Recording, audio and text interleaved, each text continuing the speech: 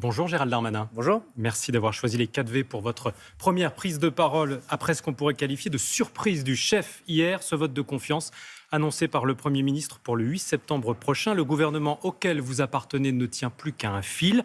Comment est-ce que vous qualifiez ce matin cette décision du Premier ministre? Courageuse, inévitable? Oui, c'est un acte extrêmement courageux de la part du Premier ministre François Bayrou et très démocratique de dire devant la difficulté, devant les efforts qu'il faudra faire, devant les semaines qui vont venir, qui vont être difficiles pour voter un budget, de dire à l'Assemblée nationale, c'est-à-dire là où les représentants du peuple sont élus, est-ce que vous êtes d'accord pour que nous continuions sur la ligne que je vais dresser, c'est-à-dire le discours qu'il va porter le 8 septembre et qui définit, on va dire, le cadre de la négociation. Il faut faire des économies pour que le pays aille mieux. C'est extrêmement risqué, certains disent suicidaire. Mais ce qui est suicidaire, c'est de ne pas avoir de budget pour notre pays. Ce qui est suicidaire, c'est de ne pas avoir de gouvernement pour notre pays. Depuis le général de Gaulle, la Ve République, les institutions fonctionnent, nous permettent d'emprunter sur les marchés financiers, d'envoyer des armées à la guerre, de pouvoir parler aux Nations Unies, de pouvoir régler les grands problèmes du monde et de la France, parce que nous avons un gouvernement et nous avons des institutions stables.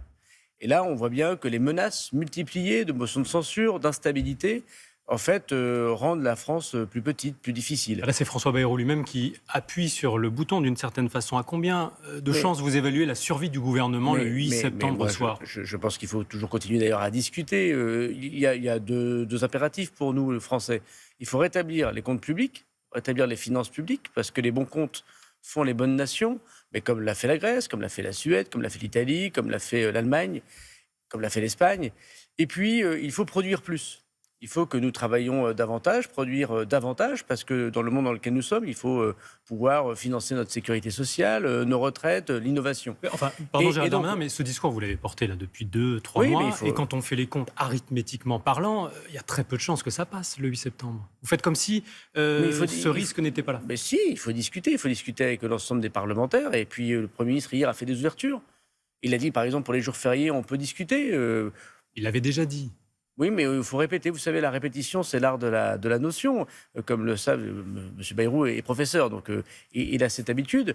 Il faut pouvoir discuter, convaincre les forces politiques. Moi, je ne me résous pas à un pays où on ne se met pas d'accord entre nous. Et ça veut dire quoi? Il faut aller plus loin, par exemple, sur la contribution des hauts revenus, par exemple, pour faire un geste vers le Parti socialiste? Je pense, moi, de là où je suis, c'est-à-dire de Tourcoing, d'une ville très populaire, effectivement, le partage doit se faire de façon plus équitable. Quand il y a des difficultés, tout le monde doit faire des efforts, les femmes et les hommes politiques, les personnes les plus riches, et puis évidemment tous ceux qui doivent travailler davantage. Il faut renoncer aux 2 jours fériés? Le Premier ministre a dit qu'il était ouvert à la négociation. Regardez, quel est le problème? Non, mais quel est le problème? Je vais vous dire, je pense, moi, de là où je suis, de Tourcoing, c'est que les gens qui travaillent beaucoup. Et ils ont peut-être pas très bien perçu, ou ils ne perçoivent pas très bien, ou ils ne veulent pas travailler davantage alors qu'ils travaillent déjà beaucoup. Ils ne voient pas assez leurs enfants, ils ne sont peut-être pas assez bien rémunérés, et ils s'aperçoivent que tout le monde ne travaille pas comme eux.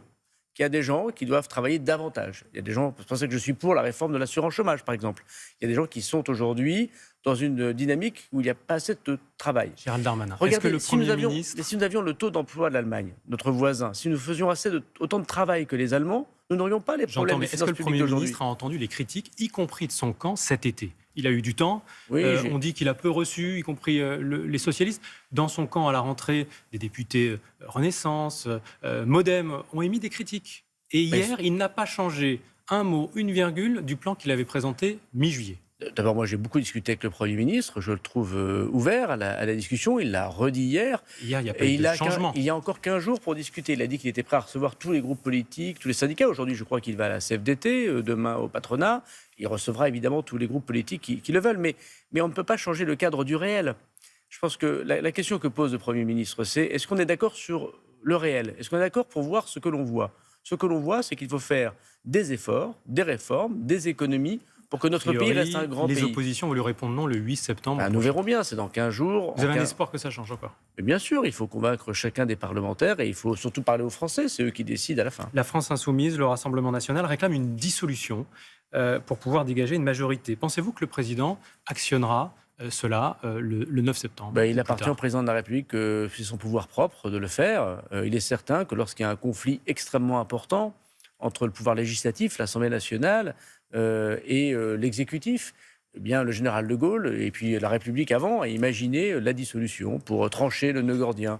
Alors, évidemment, je pense qu'il vaut mieux pouvoir trouver un compromis avec les groupes politiques à l'Assemblée. La dissolution coûte cher à la France, bien sûr, mais il ne faut pas écarter cette hypothèse. C'est encore une option plausible. C'est au président de la République de décider, mais par nature, je pense que la Ve République fait qu'on ne retire pas les pouvoirs du président de la République par principe. Plusieurs partis de gauche, le Parti socialiste, les écologistes, le mouvement de François Ruffin disent dans un communiqué « Nous sommes prêts à gouverner ». Est-ce qu'aujourd'hui, il serait temps, par exemple, d'envisager une autre option, puisqu'on a vu depuis 18 mois qu'il y a eu plusieurs premiers ministres et que ça n'a pas fonctionné? Mais pardon, ça a fonctionné. Ça fait 8 ans que je suis membre du gouvernement du président de la République. Je suis ministre de la Justice depuis 9 mois. Nous avons fait des choses extrêmement concrètes. Je prends le ministère de la Justice, des prisons de haute sécurité en 6 mois, un changement profond des affaires civiles dans notre pays, une meilleure protection des enfants et notamment des enfants qui sont victimes de violences.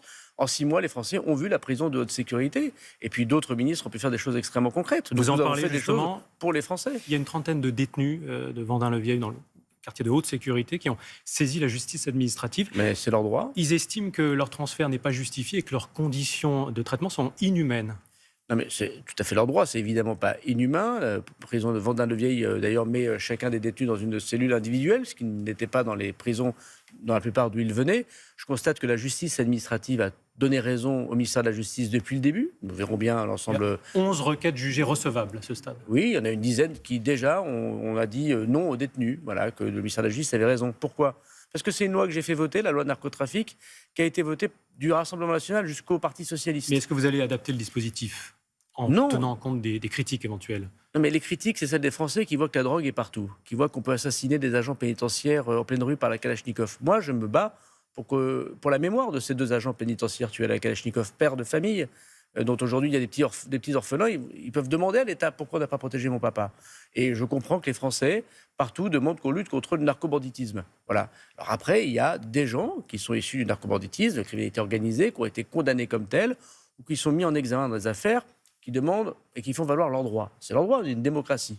Mais moi, mon principe, en tant que ministre, c'est de protéger les Français. Gérald Darmanin, dans ce contexte de la rentrée, est-ce que vous craignez que le mouvement du 10 septembre se dégonfle ou s'amplifie ? Moi, j'ai jamais peur des émotions populaires. Elles sont très importantes. Il faut que les Français puissent s'exprimer. Dans la République, le droit de grève est un droit constitutionnel. On a le droit de manifester, on a le droit de discuter, on a le droit de contester les femmes et les hommes politiques, on a le droit de se présenter aux élections. Vous pensez que ce sera un mouvement d'ampleur ? Je ne sais pas. En tout cas, ce qui est sûr, c'est qu'il y a une part de colère chez les Français, une part de personnes qui travaillent, qui ne payent que leurs factures, qui n'arrivent pas à faire autre chose que ça.